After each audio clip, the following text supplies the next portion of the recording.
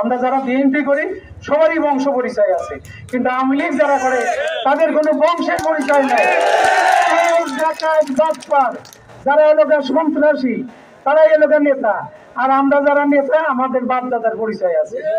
এটা আপনাদের বুঝতে হবে, জনগণকে বুঝাইতে হবে।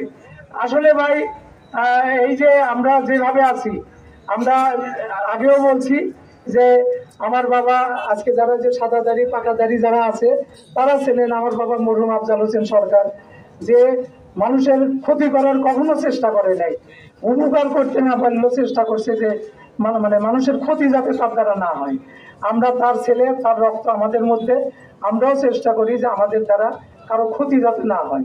উপকার হয়তো সবার করতে পারবো না, কিন্তু অন্ততপক্ষে ক্ষতি যাতে না হয়। আমরা রাজনীতি করি, আমরা মানুষের ভালোবাসা নিয়ে, আপনাদের ভালোবাসা নিয়ে রাজনীতি করতে চাই, এবং আল্লাহ আমাদের সহায় আছে, আপনাদের দোয়া আছে। ইনশাল্লাহ যে কষ্ট আমরা করছি এই কষ্ট মনে না করে আগামী দিনের নির্বাচনে এমপি নির্বাচন হবে, এবং গাজীপুর থেকে জয় সাহেব যেভাবে নির্বাচন করছে, জয় সাহেব শুধু সূর্য ওঠা দেখছে, ডোবা দেখে নেই। যেটা তার বাপ স্বরাষ্ট্রমন্ত্রী ছিল উনি দেখেছেন। গাজীপুরে স্বরাষ্ট্রমন্ত্রী নাসিম থাকার পরে বিএনপি যখন গঠন হয় তখন কিন্তু নাসিম সাহেবও গাজীপুরে ঢুকতে পারে নাই। আজকে জয় সাহেব তো ভোটে হয় নাই, জয় সাহেব কি পাবলিকের ভোট হয়েছে? উনি আসছিলেন, উনি একেবারে আওয়ামী লীগের তত্ত্বাচার সবকিছু দেখছে। কিন্তু এখন আসেন দেখেন বিএনপি আছে কিনা। আমাদেরকে বলতো, আমাদের মায়েরও দিত, আবার বলতো যে রাজনীতি গাজীপুরে করা যাবে না, বিএনপি করতে হলে হয় সিরাজগঞ্জে যায় করো, না হলে কাজে দূর যায় করো। আমরা তো সিরাজগঞ্জে যায় রাজনীতি করছি, সেটাও উনি করতে দেয় নাই। আমাদের মহাসচিবের মিটিংয়ে আমরা যেভাবে গেছি, যাওয়ার সময়ও মাইর খাইছি, আবার আসার সময়ও একবার বিভিন্ন পয়েন্টে বসে থেকে ধরে এমন মাইর দিছে যেটা কল্পনার মধ্যে নাই।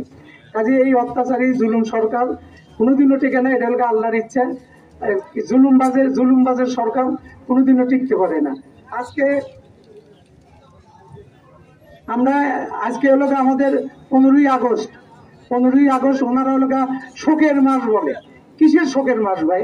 50 বছর আগে যে মারা গেছে তার নিয়ে শোক করতেছে, আর প্রাণ ছাত্ররা, আমাদের যুবক দল ছাত্র ভাইরা প্রায় 700 থেকে 1000 লোক মরছে। তাদের শোক আগে না সেই 50 বছর আগে যে মারা গেছে তাদের শোক আগে? আজকে কেয়ারটেকার গভর্নমেন্ট হয়েছে, 15ই আগস্টের ছুটি কিন্তু বাতিল করছে। আমাদের কিছু করার দরকার নাই, আমাদের ধৈর্য ধরতে হবে, ধৈর্যের কোনো বিকল্প নাই। আপনারা উচ্ছৃঙ্খল হবেন না। এই যে সালাম কথা বলছে, বক্তব্য রাখছে, কারণ সুযোগ আমাদের সামনে।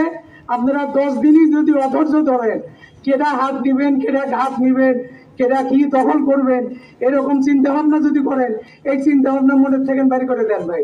আমাদের রাজনীতি তো ওই রাজনীতি না, দখলের রাজনীতি আমরা করব না। আমাদের রাজনীতি আমাদের এমপি ফিরে নিয়ে আসতে হবে। আমরা গাজীপুরের স্বাধীনতার পর থেকে আমরা এমপির স্বাদ পাই নাই। এমপি যদি না পাই, তাহলে আপনারা দলের নেতা কর্মী যারা আছেন তাদের জন্য কোনো কিছুই করা যায় না। দলের এমপি থাকতে হবে, এবং দলের এমপি আনার জন্য আপনাদের এখন থেকে চিন্তা ভাবনা করতে হবে। 6 মাস পরে নির্বাচন হবে, এটা আপনাদের মাথায় আনতে হবে যে 7 দিন পরেই নির্বাচন। এটা মাথা রেখে এমপি কিভাবে আনবো, সামনে সুযোগ অনেক। আওয়ামী লীগের কোনো সুযোগই নাই, তাদের কোনো চিহ্ন থাকবে না।